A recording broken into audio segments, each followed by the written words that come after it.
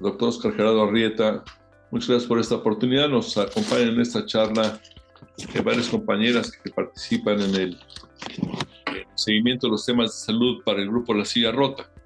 Mariluz Roldán, que está al centro, es la coordinadora de información y ella misma una periodista que ha cubierto salud durante mucho tiempo. A su derecha o a su izquierda está Susana Carrasco, editora del proyecto de internet Su Médico, y al otro costado está Natalia Escobar, una reportera también de mucho tiempo cubriendo temas de salud y de ciudad. Nuevamente, muchas gracias por la oportunidad. Doctor Arrieta, empezamos, ¿qué le parece? Primero para felicitarlo porque en un lapso muy breve le dieron el premio doctor Miguel Botero por investigación e ingresó usted a la Academia Nacional de Medicina. Un día que circunstancialmente estaba yo acompañando esa sesión, también presenciando esa sesión. Muchas gracias, ya nos platicará algún dato adicional sobre este reconocimiento. Hemos estado revisando el documento que nos compartió recientemente bajo su coordinación y con la participación de cerca de 30 especialistas de distintas instituciones que creo que tienen también este valor interinstitucional en lo que parece una agenda para mejorar las políticas públicas de salud contra el cáncer.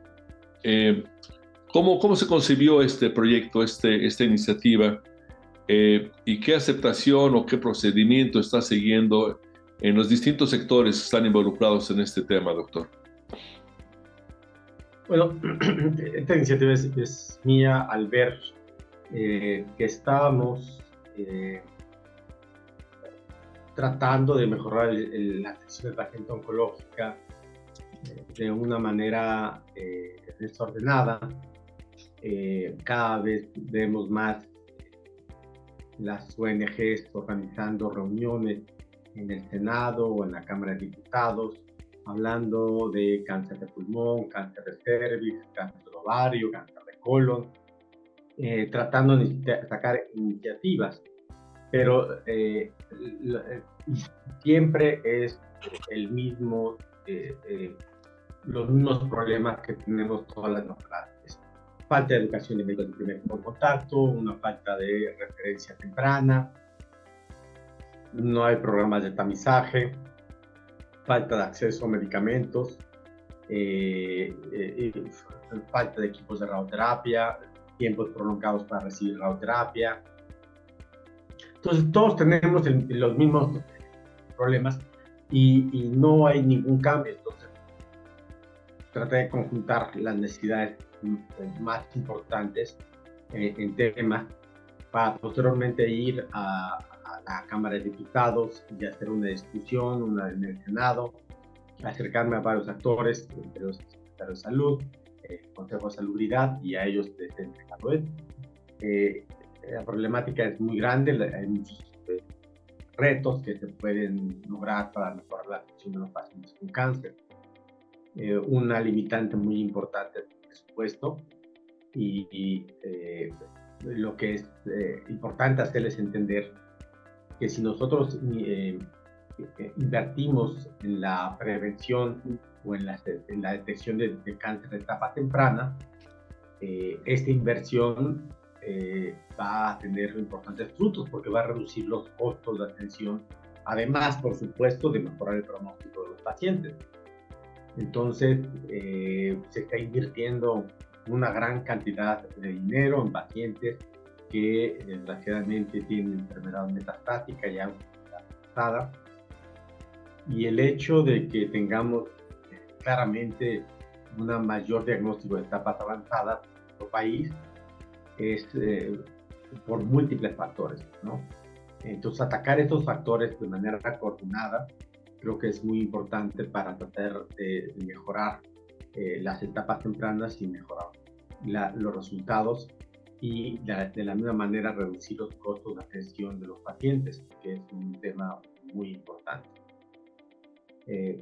El presupuesto que se tiene en salud está limitado, pero los costos de atención en cáncer, si nosotros nos basamos en las guías internacionales, puede ser costos que no tienen fondo. O sea, un paciente puede llevarte en 1, 2 o 3 años de vida 5, 6, 7 millones. O sea, si nosotros seguimos las guías de tratamiento. Entonces, debemos de tratar, si tenemos un presupuesto limitado, que lo tenemos, como todos los países, pues tratar de invertir en los medicamentos, equipos, en donde tengamos una mayor retorno de la inversión, donde tengamos un mayor beneficio de los pacientes, porque las guías están basadas en análisis estadísticos en los cuales mejorar la expectativa de sobrevida 2, 3 meses en los pacientes conlleva aprobaciones de FDA, aprobaciones y recomendaciones de guías NCCN, de demás. Pero eso no quiere decir que pues, en un paciente podamos tener un gasto enorme cuando también tenemos otros problemas de salud básicos y con una inversión también de dinero podríamos tener un gran impacto en este grupo de pacientes. Sí, pareciera que el eje fundamental es el tema de la detección oportuna. Y yo diría que también de la referencia oportuna a manos de un especialista. Yo creo que esta meta y su documento lo describe puntualmente. También se nutre de la posibilidad de tener un registro nacional de cáncer. Hemos venido escuchando de esta posibilidad de un registro nacional de cáncer bajo un sistema estadístico, digamos, no un censo, sino una especie de proyección estadística con monitoreo en distintas ciudades del país, como ocurre en otras naciones, y todo como parte de un plan nacional de lucha contra el cáncer. Estas tres patas de una mesa, ¿cuál es el nivel de madurez que tiene esto? Que el proyecto del registro, del plan, y que se deriva, entenderíamos nosotros, en la posibilidad de una detección oportuna de casos de cáncer. Bueno, el registro nacional de cáncer es necesario para contar con la estadística de los pacientes, para ver la magnitud del problema, lo que llamamos la carga de la enfermedad en el país, y de esta manera tomar decisiones. Y además también relacionar los datos epidemiológicos con los factores de riesgo que son propios de nuestro país y, por supuesto, tomar medidas necesarias para la prevención. Entonces, estos datos son fundamentales para prevención, para investigación, y actualmente contamos con el ya Registro Nacional de Cáncer. A partir de octubre de 2022, el doctor Alcocer me nombró a mí como Doctor Nacional de Registro, y pues veo muchísimos retos en el Registro Nacional de Cáncer. Primeramente, tenemos un sistema de salud muy fragmentado, en el cual la información que se tiene está muy bien resguardada, pero también tenemos un problema también de los sistemas de información, los softwares son diferentes, y es difícil poder compartir o hacer estadística. Entonces, es necesario tener convenios que abran las puertas a las instituciones para poder recabar la información suficiente, por lo menos del 10% de la población, para tener un registro que sea confiable, y tener las certificaciones a través de la JARC, que es de la Organización de la Salud, para poder desarrollar este registro. Entonces, ya estamos a punto de firmar el convenio con el INS, y posteriormente estaré tratando de involucrar otras instituciones como el INSTE y Cadena, MAR. Tenemos seleccionadas las ciudades, muchas ciudades ya están muy avanzadas, se cuenta con un presupuesto. Es importante mencionar que esto no es una opción, no es un privilegio, esto está en la ley. En la ley de salud, general de salud, contempla el Registro Nacional de Cáncer, y contempla que el IMSS y el ISSSTE y otras instituciones manden la información a la Secretaría de Salud. O sea, no es una opción, no nos está haciendo un favor, ¿no? Así se ven las instituciones, Y es difícil poder organizar este registro, pero es un gran reto que tengo y que voy a continuar primeramente con el convenio con el IMSS y empezar a tener la información. Ya tenemos la información del registro poblacional de Mérida, de la península de Yucatán, ya fue publicado, esto fue un gran logro, y estamos tratando de reproducir Mérida a diferentes ciudades, entre ellas Tijuana, Guadalajara, La Paz, con el fin de tener toda la información homogénea, analizarla, certificarla y publicarla. Pero un registro no es nada más tener el número de datos de pacientes, no se requiere también un seguimiento por unos de 5 años. Y con esto vamos a ver también tendencias en los tipos de endoplasias, que son muy importantes para poder definir políticas. Bien. ¿Cuáles son los otros factores para integrar una detección oportuna? Me imagino que este registro lo que hace es una proyección, como una especie de radiografía de cómo se está comportando la incidencia en el país de manera estadística, pero hay otros elementos para fortalecer la detección oportuna, como la capacidad de los médicos de primer nivel, por ejemplo, para hacer un tamizaje, para tener herramientas adicionales que luego les permitan hacer una referencia oportuna. ¿Qué otras acciones están en marcha o se requieren para que esto realmente vaya aterrizando en materia de que los pacientes de cáncer sean oportunamente detectados? Yo creo varios retos. Uno de ellos es la educación del médico de primer contacto. No solamente que conozca las indicaciones del tamizaje, screening, sino más importante tener la sospecha de cáncer. Si un paciente con un cuadro clínico puede sugerir el diagnóstico de cáncer. Esto se requiere pues una educación. La mayor parte de las escuelas en medicina no tienen oncología como una materia por lo menos obligatoria. Y creo que es muy importante tener esta materia. Lo dan en las especialidades de oncología, urología, pero no con ese énfasis de realizar solamente el tamizaje, sino también la sospecha del diagnóstico. Porque de la educación viene que la preparación para hacer el tamizaje, pero algo importante con el tamizaje es que requiere una muy importante educación.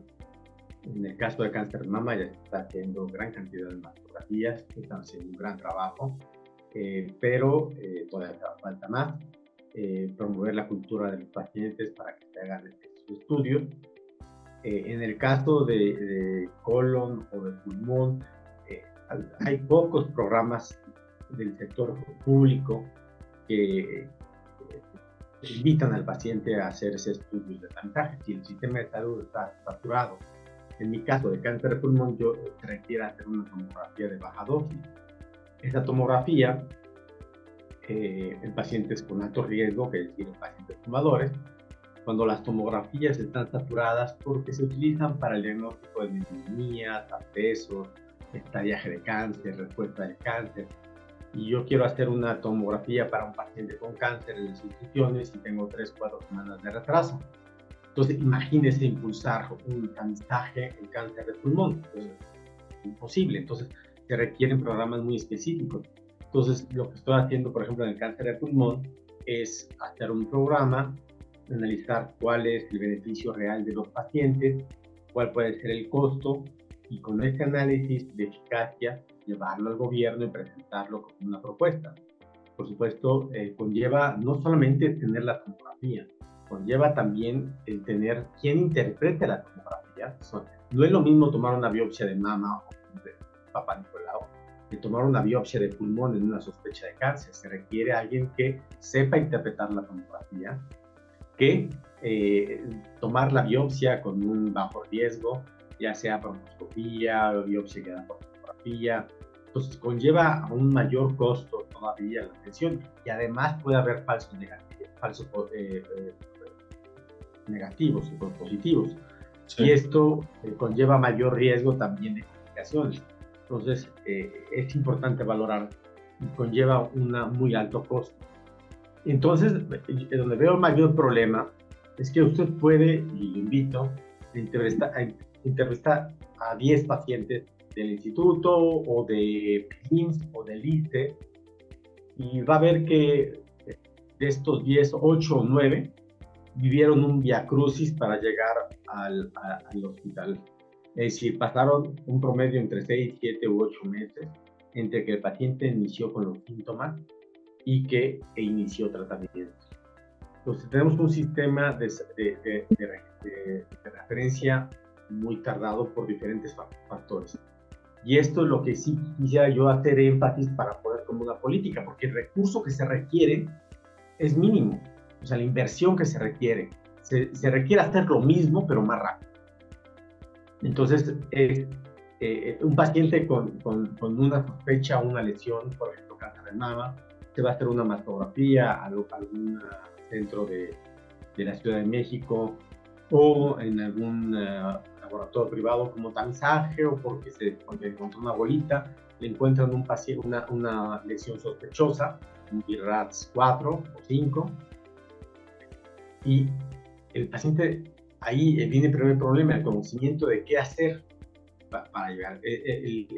No todos los pacientes van a tener el conocimiento de saber a dónde acudir. Esto tiene el problema de no saber a dónde acudir para ser tratado.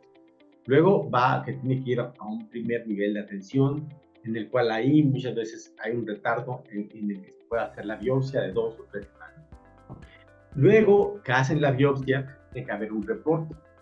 Y ese reporte a veces en algunos centros tarda un mes para hacer un reporte muy sencilla de HI o hematoeosina, es decir, un reporte nada más morfológico y no inmunoquímica. Posteriormente viene la inmunoquímica. No hay esta cultura, ¿no? Entonces, vamos a hospitales donde tratan cáncer de mujer y entro a patología, el reporte tarda un mes y veo las muestras de las placentas y atrás formadas las biopsias de mastografía de sospecha de cáncer. O sea, es importante tener el reporte de la placenta, por supuesto, pero no lo puedes poner atrás las biopsias de mama, ¿no? Porque son sospechas de cáncer, otras no tienen sospecha de cáncer, es importante hacerlo, pero él tiene una prioridad. Es esta lógica, esta educación que debemos de tener de empezar. Y es lo que quiero darte a entender como el código cáncer, aunque el código cáncer ya está en el IMSS como concepto. Entonces, es tener educada a todo médico de primer contacto, el que vaya a hacer la biopsia, el que reporte de patología, el patólogo, aunque no sea un hospital oncológico, que sepa que tiene que tener prioridad. Segundo, que también el material con que se procese, es fundamental para hacer un diagnóstico molecular después. Se hace una biopsia el viernes por cirugía, se manda a patología, está viernes en la noche, sábado, domingo, y hasta el lunes la procesa estando en formulario. Se perdió el DNA.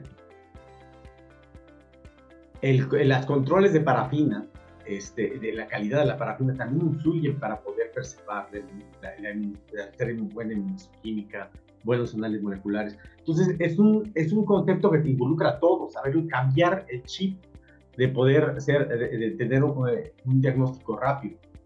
Entonces, el tener un código cáncer, es decir, hay una paciente, así como un código infarto, un código ámbar, hay una sospecha de cáncer, se debe activar, que esta paciente vaya a un centro llamado, y hemos tratado de también tener 2 o 3 hospitales que puedan ser prototipo de esto, centros de diagnóstico y referencia temprana.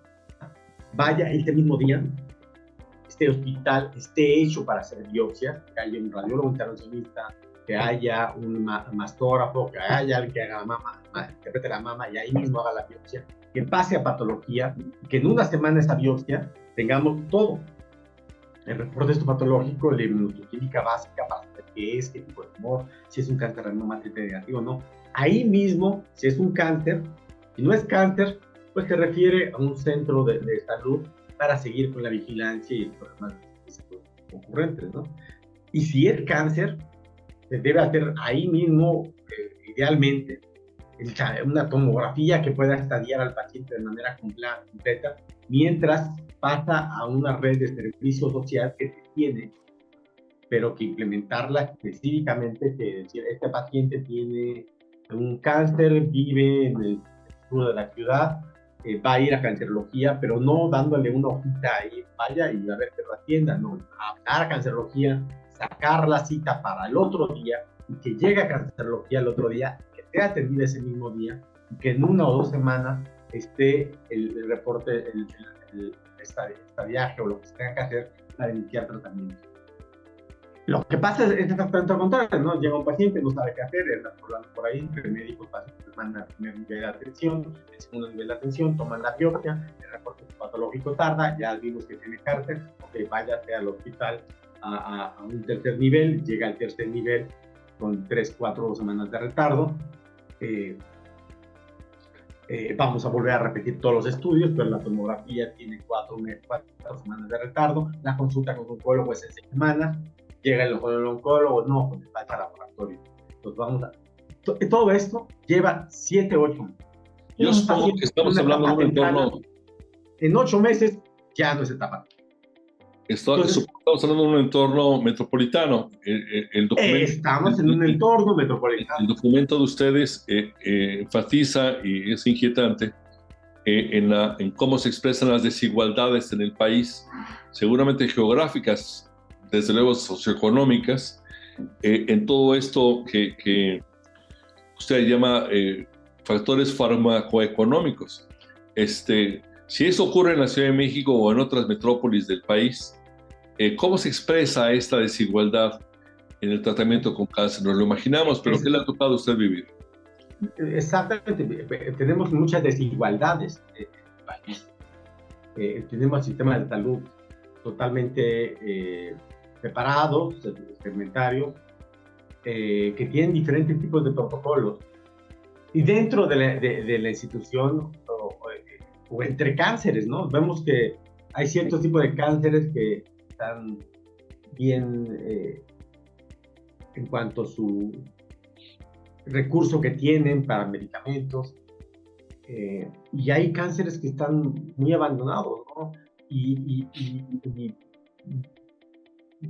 es un problema de priorización también, porque como yo veo, previamente había mucha interferencia de la industria farmacéutica, los protocolos de los niños están 15 años de retraso, porque no había terapia biológica, no había la presión de la industria farmacéutica de estar metiendo medicamentos y aprobando medicamentos.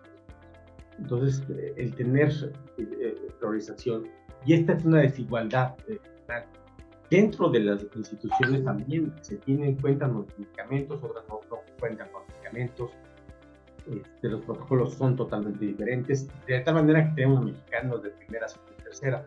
Y sí, es importante mencionar, mucho se ha criticado el trabajo de medicamentos y demás, pero en el caso de neoplasias, que no tenemos seguro popular, llámese cáncer de pulmón, de estómago, leucemia, por primera vez este gobierno ha dado medicamentos. O sea, yo en mi clínica, antes de cuando estaba el seguro popular, 0 tratamiento para un paciente con cáncer de pulmón y un tratamiento más o menos cercano al óptimo para cáncer de mama o estómago. Ni el protocolo existe. Entonces, antes, si una mujer tiene cáncer de mama, recibía algo cercano al óptimo. Pero si tenía cáncer de pulmón, leucemia, pulmón, nada, 0, pero nada. Esto ha mejorado, dice usted, esto ha mejorado. Esto es evidente, o sea, y es poco lo que le dicen, pero ahora tenemos tratamiento para todos los pacientes. Tal vez no sean los mejores medicamentos, más caros, pero hay tratamientos de terapia que pueden estar distribuidos, que hay escasez, pero antes no tenía, era 0. Eso contrasta con la percepción en muchos sectores de un bajísimo abasto. Yo también tengo la percepción, hay desabasto. Yo no estoy diciendo que no haya desabasto. No estoy ni apoyando ni a uno ni a otro. No, el desabasto es muy claro. Pero muchas neoplasias, muchos cánceres se tratan ahora. Antes no había nada, no había gratuidad. Y el paciente, una mujer con cáncer de estómago, para no decir cáncer de pulmón, área, una mujer con cáncer de estómago, leucemia, tenía no tendría derecho a bien. Cero. Antes, O sea, antes de dar pero la estoy palabra, hablando de cero es nada. Cuando una vaya, paciente con cáncer de mama cerebrouterino sí lo tenía. Y eso es algo que ahorita es más o menos sí existe, ese tratamiento. más homogénea la atención. No, no era homogénea, ahorita ya estamos más o menos homogéneos con medicamentos. Pero Ahora necesitamos es un poco más homogéneo, sí. es más homogéneo, pero necesitamos hacer más. ¿Qué pasa cuando se retira el Seguro Popular, se quita el apoyo y hospitales privados, no hospitales, bueno, hospitales del sector privado, se quita el Seguro Popular? Hay una respuesta, desaparece los gastos antropológicos de cáncer de mama, hay una reducción, ahí hay una reacción de queja, y con toda la razón, ¿no? De quitar medicamentos, que muchas mujeres quedaron desprotegidas, se fueron a instituciones públicas donde no había una preparación para recibir tantas pacientes. Pero también vean el otro lado de la moneda. O sea, teníamos tratamiento para otros tipos de cánceres cuando antes no había nada. Yeah. Lo único que yo tenía era, por iniciativa propia de muchos otros médicos, ir a pedir dinero a la Cámara de Diputados, al Senado, tener programas especiales, pero eso era cancerología, eso no era para todo el país. Entonces, o por hacer investigación, pero eso no es la realidad en otros hospitales. Entonces, ahora les puedo decir con toda seguridad que existe un tratamiento más homogéneo, pero que aún así seguimos todavía con el protocolo de cáncer de mama, está aprobado, hay que aprobar otros protocolos. Es importante que tengamos estos protocolos de atención general para homogeneizar el tratamiento. Y por supuesto, cuando tienes que tomar estas decisiones de protocolos, de decir qué medicamentos sí, quedas mal con todo. Ya. Tratando de hacer un bien. Quedas mal con el sector de los pacientes, con las ONGs, la farma, con los médicos, pero el médico no está capacitado para tomar las decisiones de qué comprar y qué no comprar. El oncólogo, el médico, siempre va a querer lo mejor para su paciente, va a luchar. Entonces, vive una semana, 2 semanas, 3 semanas más con un tratamiento de $1.000.000, va a querer. Además, también es padre que vea la moda y además el conflicto de interés que tiene con la industria farmacéutica. Entonces, sí. Aquí hay que decir, aquí no alcanza para todos. O sea, no alcanza para todos. Hay que comprar lo mejor, lo que tenga mayor impacto. Un tratamiento de $1.000.000 puede tener un impacto solamente de 3 meses con la vida. Y otro mismo tratamiento que puede ser menos costoso puede tener un tratamiento de impacto de años. Pero ¿quién toma estas decisiones? En Inglaterra es muy claro, hay guías NICE en el cual se toman decisiones farmacoeconómicas de qué medicamento sí, qué medicamento no, y por supuesto tiene muchas críticas. Pero si Inglaterra lo hace, pues nosotros lo que queremos, mi objetivo es parecernos a Inglaterra, guías NICE, para tomar estas decisiones fuera del interés. Muy bien, le doy la palabra. Antes de darle la palabra a mis compañeras en el siguiente turno, le preguntaría algo muy rápido.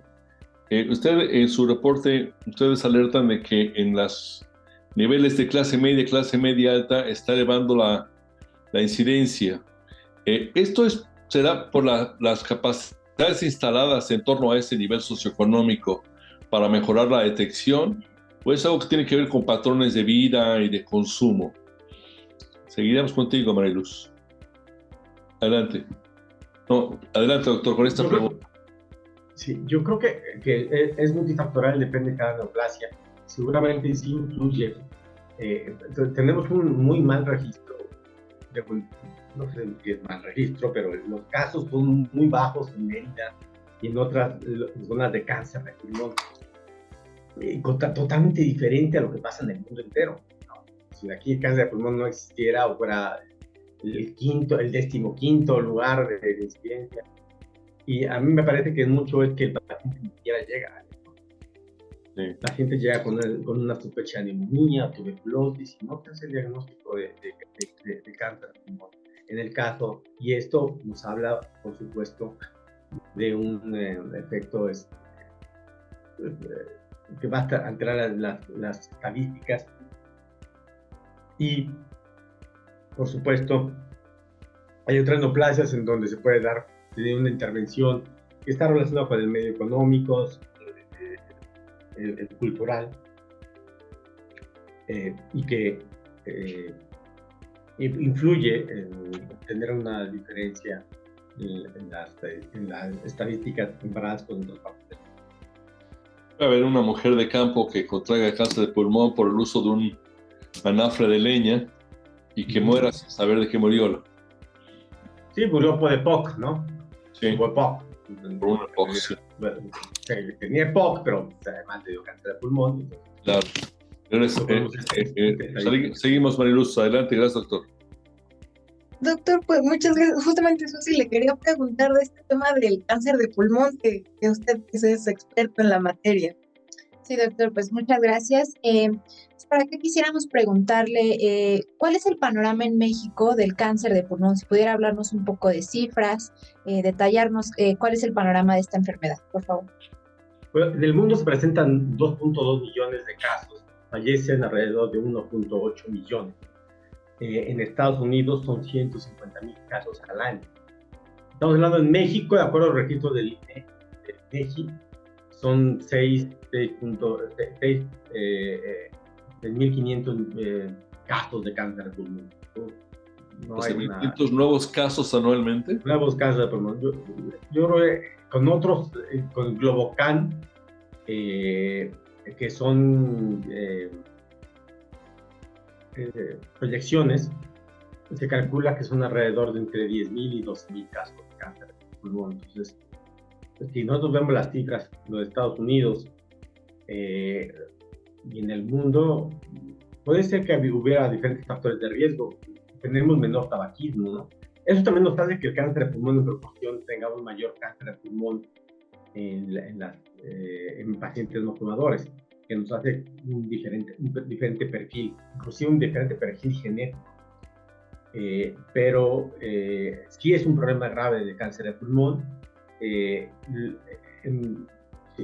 algunas estadísticas de México lo ubican como la sexta neoplasia en frecuencia, pero el cáncer de pulmón, por ejemplo, en el mundo y en Estados Unidos, es la primera causa por mucho de todos los cánceres. Tenemos que sumar mama y próstata para igualar cáncer de pulmón en el mundo. Entonces, imagínense el impacto que tiene en el mundo.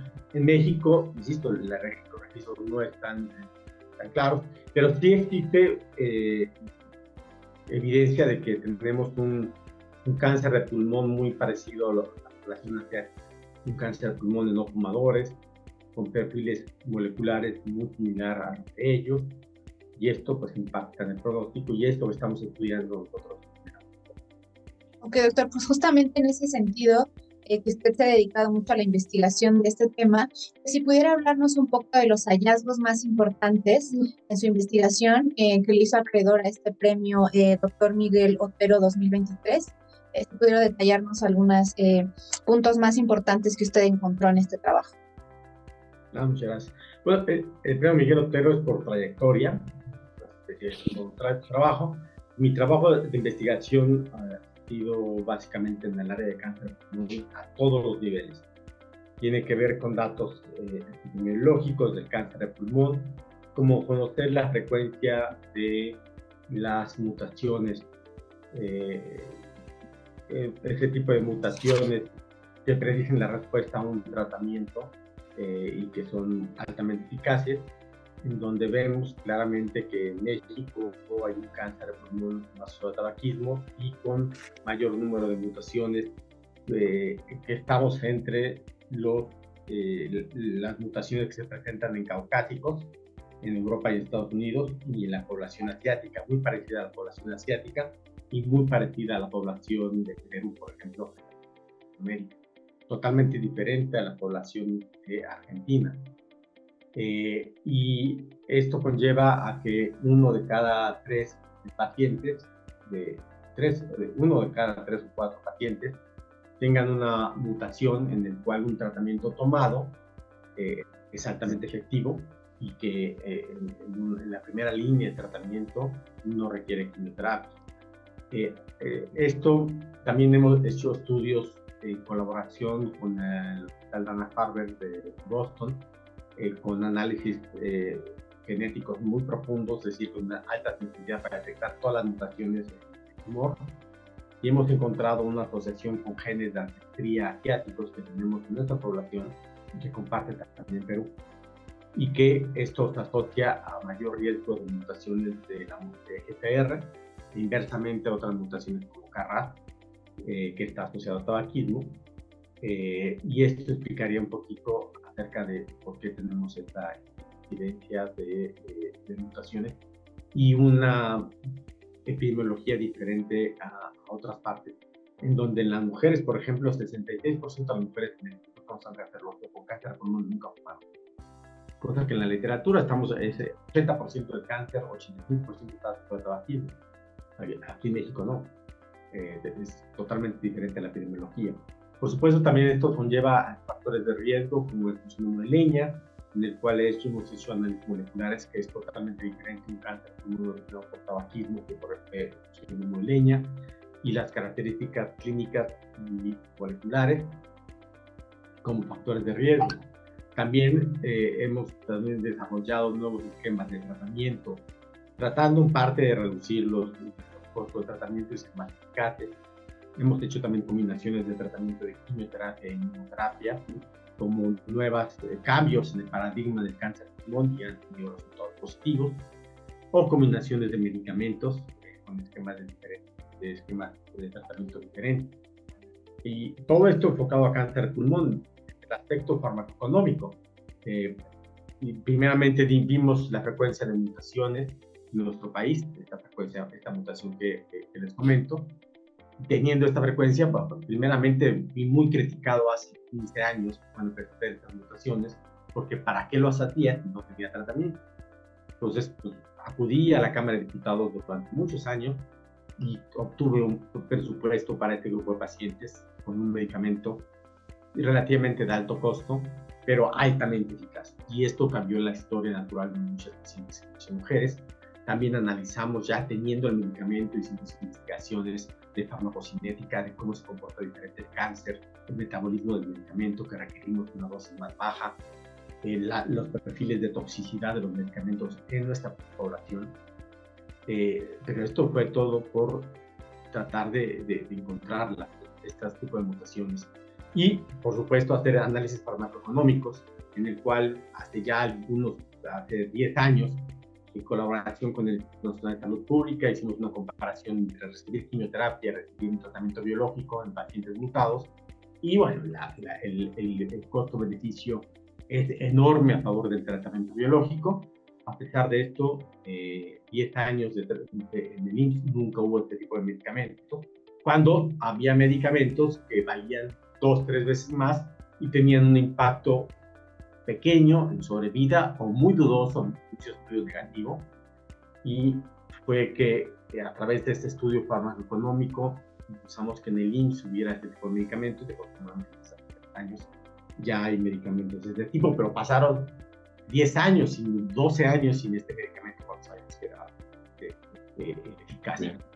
Okay. Entonces lleva pues, el global estudiar neoplasias como mesotelioma, de encontrar la asociación entre tuberculosis y cáncer de pulmón. Encontramos DNA del tumor dentro de la célula del cáncer. Entonces estamos estudiando si está insertado el DNA de la bacteria en las células tumorales y en dónde está insertado para que afecte la expresión de genes como un factor de riesgo.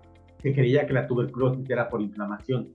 Yo tengo otra hipótesis. Yo creo que sí puede afectar la transcripción y fomentar el cáncer a través no solamente de inflamación, sino también a través de la transcripción genética. Entre otros, muchas otras cosas. Mariluz. Doctor, pues también a mí me gustaría preguntarle también en esta misma línea del tratamiento, del acceso de los pacientes a pues los mejores tratamientos, a la mejor atención. En el estudio que ustedes hicieron menciona la radioterapia y los efectos benéficos que tiene para los pacientes, pero el reto que implica que pues no hay una capacidad instalada suficiente para que todos tengan acceso. No sé si nos podría contar un poco cómo estamos en este tema de radioterapia y hacia dónde tendríamos que caminar o cuál sería como lo ideal para que los pacientes se pudieran beneficiar de este tipo de tratamiento.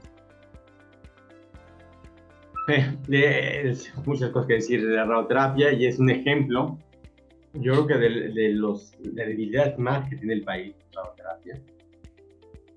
Sin embargo, no vemos a la gente quejándose de la radioterapia.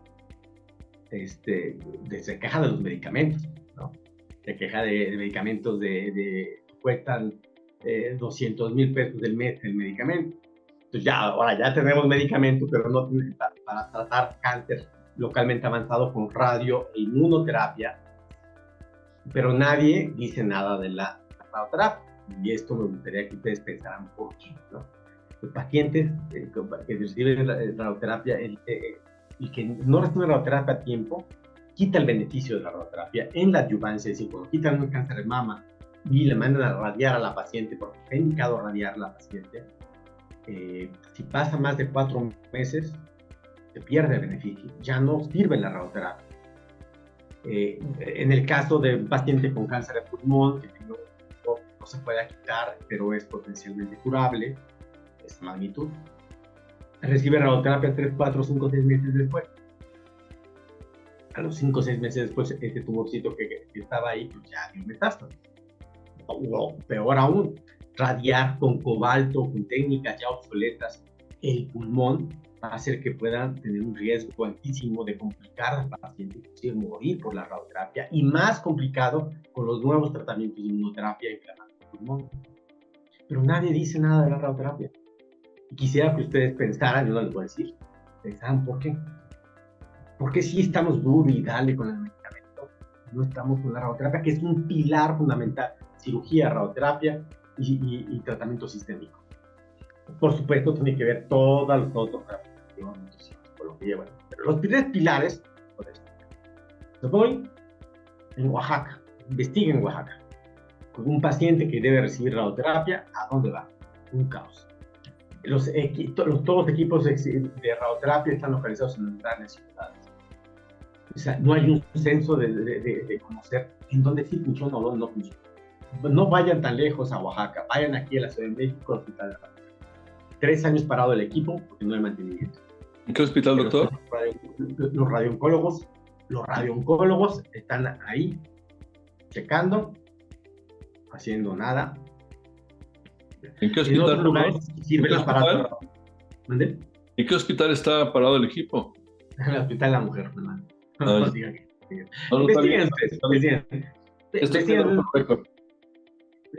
No decir nombres de hospitales. No, hay hospitales en donde no está funcionando y está un aparato muy bueno, pero pues se compró una pieza que no debía comprarse, etcétera.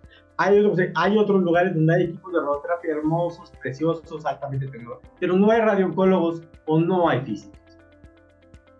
Entonces, o sea, tenemos un problema muy grave. Además, lo que yo propongo es tener un censo, alguien que sepa de radioterapia, un experto en radioterapia, en todos los aspectos de la radioterapia, que le puedan decir en dónde todos los aparatos que están funcionando en el país, que sí y que no funcionan, y por qué no funcionan, y a dar mantenimiento, no y reparar lo que no funciona, pero hacer a nivel nacional y tener este convenio con aquellos que arreglan esos aparatos para tratar de arreglar el conjunto, pero más aún tener una red de que si un paciente requiere radioterapia, pueda estar disponible. El recibir o no recibir radioterapia conlleva un riesgo de muerte, es como acudir a urgencia.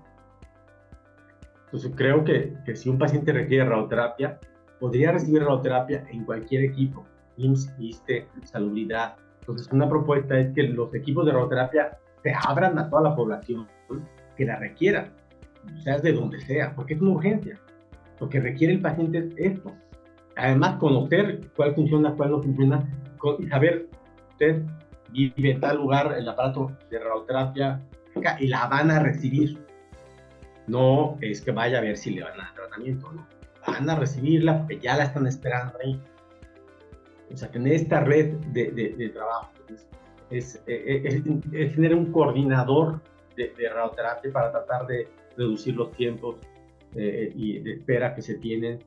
Si hay tiempos de espera en el instituto de 4 o 6 semanas, que puede ser todavía un límite, hay lugares de retardo de meses, y esto no es. Vaya, Renata, perdón, Natalia. Doctor, justamente retomando esta parte de los tratamientos, a mí me gustaría preguntarle, pues justamente en materia de tratamientos oncológicos, ¿qué tan avanzados estamos en México? Es decir, ya también tenemos acceso a tratamientos a lo mejor un poco menos invasivos, a medicina de precisión justamente para tratar como a pacientes con cáncer. Y también me gustaría retomar esta parte de lo de que mencionaba respecto al código cáncer, es decir, si está habilitado en todos los estados de la República o no, y qué resultados también justamente ha tenido. Bueno, en cuanto hay muchos factores que hacen que México exista un retardo en la aprobación de tener el acceso a medicamentos en el cuadro básico. México es, comparado con Latinoamérica, estamos en el promedio, ¿no? Puede haber otros países con más retardo. No es o sea, lo que quiero decir es que no es un problema de México, es un problema en el cual la FDA da una aprobación de un medicamento, se aprueba el NICE, y ese medicamento pues tarda en ser aprobado. Por muchos factores puede tardar, porque la industria farmacéutica está interesada en otro país, que es muy común, porque pues les interesa a ellos vender países donde más les importa, y entonces el trámite no lo realizan a tiempo. Entonces, dos, puede ser que la industria farmacéutica sí esté atenta y quiera meter rápido el medicamento, pasa, y entonces tiene que pasar por COFEPRIS, puede haber retrasos, esto es muy variable, creo que se está haciendo un esfuerzo cada vez mayor. La pandemia un retraso muy importante de los medicamentos, pero ahora veo el esfuerzo de que se estén tratando de implementar. Y esto después pasa al Consejo de Salubridad para tener el acceso, y después viene el financiamiento de la medicamento. Entonces, en lo que la pregunta de tenemos el acceso, pues tenemos de cuando se aprueba el medicamento por la FDA a que pasen años, y esto pues solamente el paciente con cáncer pues es prioritario. Pero también tenemos otro problema que ya mencionaba. La FDA puede aprobar muchas cosas, y las guías NCTN con medicamentos de muy altísimo costo, y los beneficios podrían ser no. Va a haber seguramente medicamentos que pueden tener un control de la enfermedad, como imatinib, por ejemplo, en leucemia, ¿no? O en tumores del estómago gastrointestinal. Un medicamento puede tener un impacto durante meses y años en la expectativa de vida del paciente, ¿no? Ya otros medicamentos que tienen un impacto muy pequeño y se siguen comprando unas grandes cantidades, y cuando traté de proponer que no se compre ese medicamento, pues saltó todo, ¿no? La industria, médicos, ONGs, bueno, me echaron para atrás toda la propuesta, pero era el objetivo ahorrar y comprar medicamentos más novedosos con mayor impacto. Entonces también tiene que ver, ya decía yo, primero, en México, un sistema de priorización de los tratamientos, de qué neoplasia se van a apoyar, sin interés de la industria o de otros intereses que puedan tener, y la aprobación de los mejores medicamentos. Actualmente tenemos medicamentos, ya tenemos medicamentos innovadores en el sector público como inmunoterapia. Lo que estamos tratando de hacer es tratar, la inmunoterapia, por ejemplo, funciona para todos los pacientes, pero son medicamentos de muy alto costo. Entonces tratamos de restringir a los pacientes que tengan mayor beneficio. ¿Para qué? Pues para que ese medicamento que se esté invirtiendo pues de los mejores resultados. Por supuesto aquí viene pues problemas de criterio que debemos unificar, pero insisto, no a criterio subjetivo, sino criterios muy específicos de farmacoeconomía. Entonces, sí, el tratamiento biológico, particularmente cáncer de pulmón, tuvo una revolución enorme que cualquier otra neoplasia, ¿no? Años luz de otras neoplasias en cuanto al número de tratamientos nuevos. Y esto lo he vivido yo, pero tenemos una muy buena arsenal de medicamentos actualmente para el cáncer. ¿Cómo está ese arsenal en función de medicamentos genéricos, doctor? No, los genéricos van apareciendo, ¿no? Gradualmente. El medicamento que yo les decía hace 10 años, eran medicamentos que costaban 50 mil pesos, ahora cuestan 7 mil pesos. Y 50 mil pesos de hace 10 años. Sí. Entonces, viene una reducción de los precios de los genéricos. Hay biosimilares. Cofepris está dando mucha apertura a tener medicamentos biosimilares, que pueden ser también de otras compañías farmacéuticas grandes, ¿no? Pfizer, Amgen, tiene... que generan sus propios genéricos. Que son bioequivalentes, sí. Son medicamentos altamente probados en protocolos, en fase 3, con más de 1000 pacientes, en el cual claramente el tratamiento original con el biológico, el biosimilar es equivalente. Entonces, creo que es importante tener esto. También el objetivo es que he tratado de yo promover, de que ingresen rápidamente los medicamentos que son competitivos. Ahora tenemos de inmunoterapia, alrededor de 10 tipos de inmunoterapia en el mundo que hacen exactamente lo mismo. Exactamente lo mismo. Casi son hermanitos. Sí. ¿Cuál es el...? Pues pongamos si los metemos, pues que compitan y que se pueda competir por reducción del costo de los medicamentos. ¿Cuál es el estatus de los biomarcadores que registramos hace relativamente poco tiempo, digamos, como un patrón de conducta en el sector? Bueno, es algo muy importante porque los biomarcadores definen el tratamiento de un paciente. Sí. Entonces, ¿cuál es el estatus? ¿Qué tanto se utiliza por parte del sector público, del sector privado en México, los biomarcadores? ¿Algo ya extendido? ¿Qué acceso tienen en general los pacientes a tener esta herramienta? En los últimos años, de tener 20% de pacientes que se hacen detección mutaciones básicas, actualmente estamos en alrededor del 70% de los pacientes que se hace la detección básica.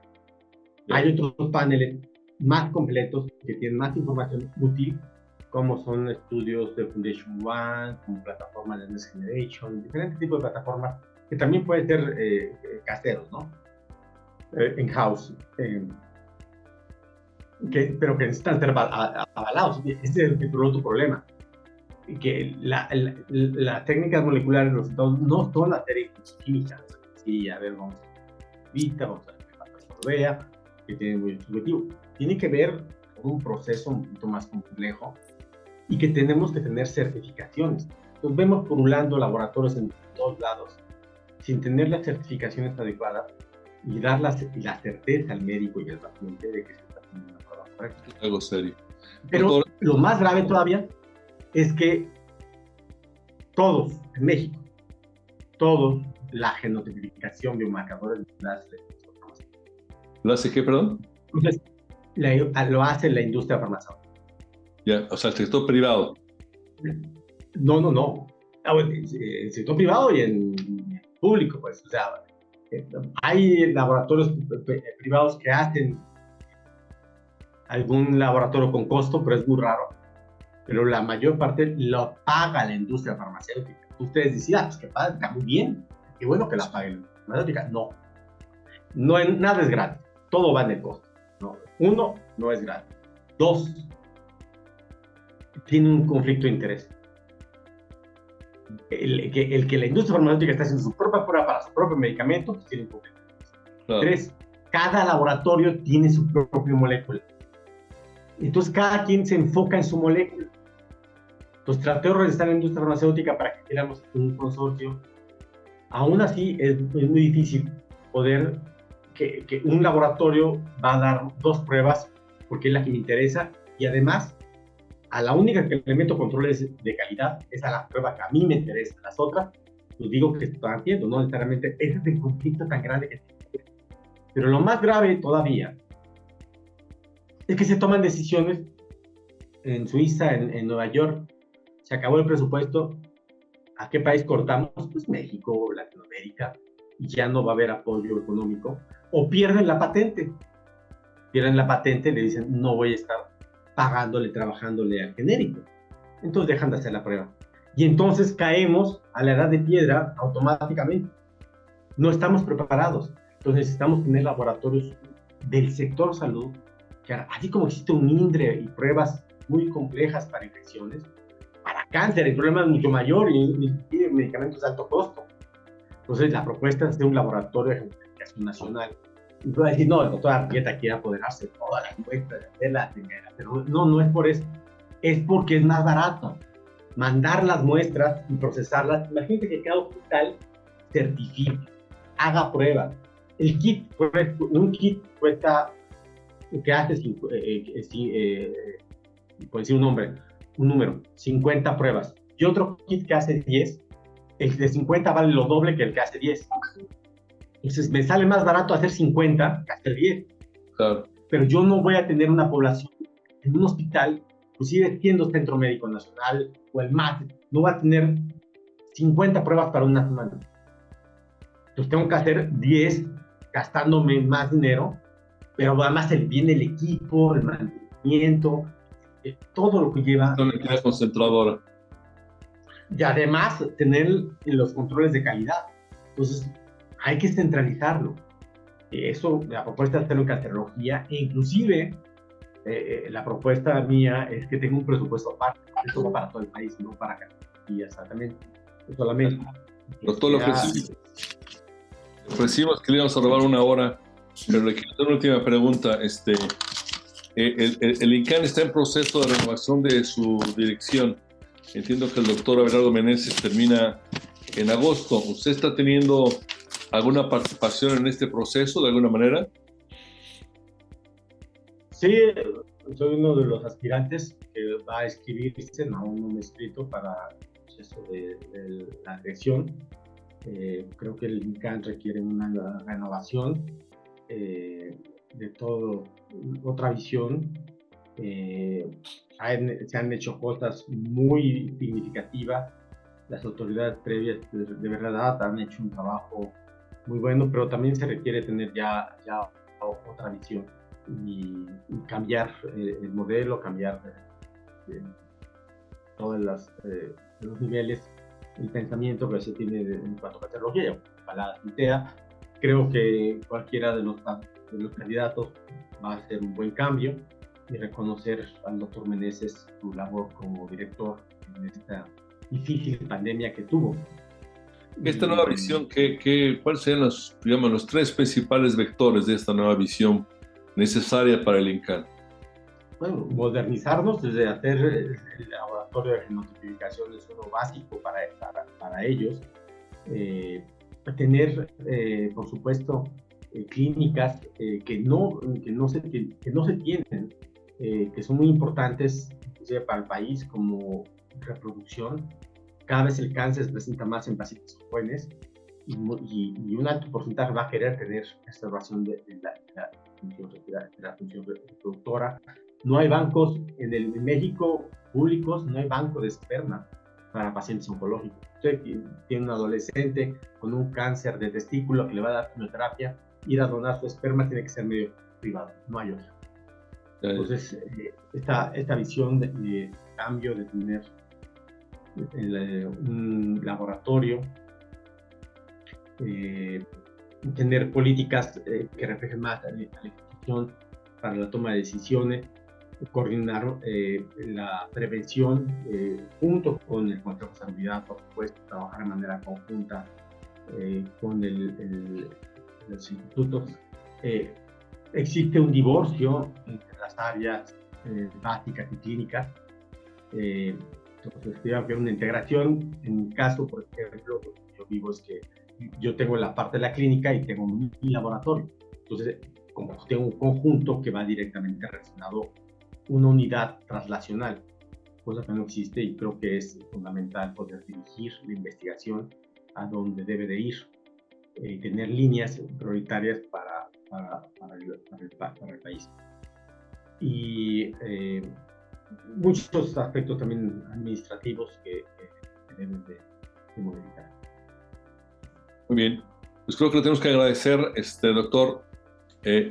Ojalá haya oportunidad de agotar en conversaciones futuras casi tema por tema. Sí, así es. Ojalá vamos a seguir, dar un impulso a ciertos temas para ir generando. El tema del adolescente, por ejemplo, es un tema gravísimo en el cual el paciente que es adolescente, que está en pediatría, se pierde, entonces ya no tiene seguimiento. Entonces, este es un tema enorme, la pediatría, la falta de psicólogos, la falta de recursos humanos en el país que estén especializados en oncología, también es un punto muy importante. Me quedó la impresión de que esta protesta que hubo en el caso de cáncer pediátrico por el agotamiento de este medicamento, Methotrexate se llamaba, creí entender que usted decía que había sido un debate artificial porque había nuevos medicamentos mejores, ¿o entendí? No, para nada. No. El Methotrexate es uno de los medicamentos pilares del tratamiento de leucemia. No es que haya nuevos, no hay intercambiables, no les puedes dar otra cosa uno por otro, no. Tienen que ser esquemas como están hechos, porque son los esquemas que han probado que benefician la expectativa de sobrevida.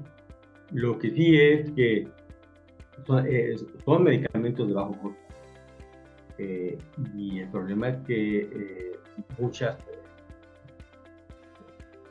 productoras o farmacéuticas no lo hacen porque la ganancia que se tiene pues posiblemente muy poca, entonces se ha tenido que importar, y con esto se elevan los costos del medicamento. Sí. Entonces es más que es un problema muy complejo que va desde la distribución de los medicamentos de bajo costo. Hay una propuesta que estoy haciendo también de bajo costo para ir ya planeando la compra de medicamentos, que tengamos quien esté produciendo este medicamento, asegurar de la producción del medicamento. Pero esto mismo pasa también en Methotrexate, y insisto, son medicamentos que no se pueden cambiar. Yeah. No tienen cabida a... Ya, corrijo la percepción entonces. Pues nuevamente muchas gracias, doctor, mucha suerte en lo que venga ahí en el INCAN, y muchas gracias también a las compañeras, a Marilu Roldán, a Susana Carrasco, a Natalia Escobar, muchas gracias. Muchas gracias a ustedes. Bonita tarde. Gracias. Muchísimas gracias, doctor. Es que estuvo muy interesante la entrevista. Y como decía el señor Rocoflay, podemos platicar también después, pues tema por tema, ¿no? Ir desmenuzando, porque son muchos temas los que tocamos, y creo que sin duda es importante el que se abran más espacios para que, pues, hacer más ruido y lograr cambios, ¿no? Como usted decía, me dejó intrigada con lo del laboratorio, que no haya un laboratorio así en México, y la verdad con tantos pacientes que hay que lamentablemente tienen cáncer, pues sería de gran ayuda. Nada más te voy a poner un ejemplo para terminar esto que tú me mencionas. Sí. Una de las pruebas genéticas para definir si un paciente con cáncer de mama, próstata, ovario recibe un medicamento inhibidor de PARP, requiere un análisis genético que está asociado con el cáncer hereditario, que se llama BRCA1, BRCA2, y otros genes también de reparación que están asociados con cáncer hereditario.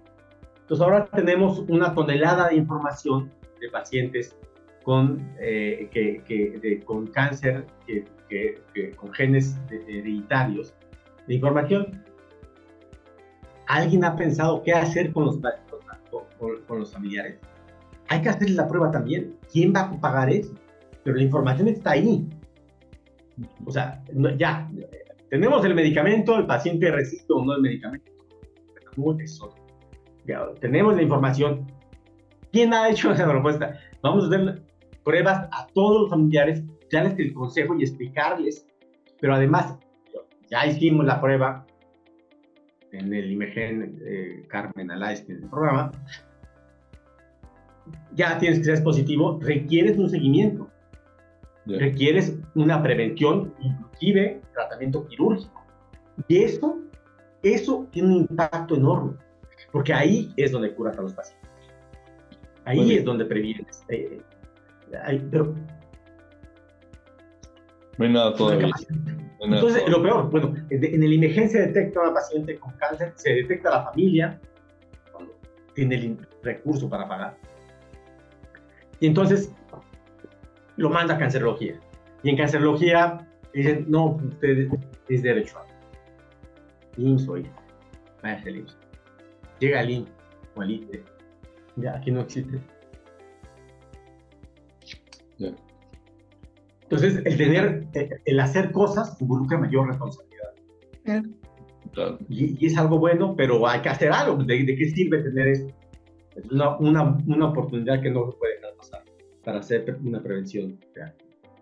Un tema apasionante, sin duda. Muchas gracias nuevamente, doctor. Compañeras, buenas tardes. Hasta luego.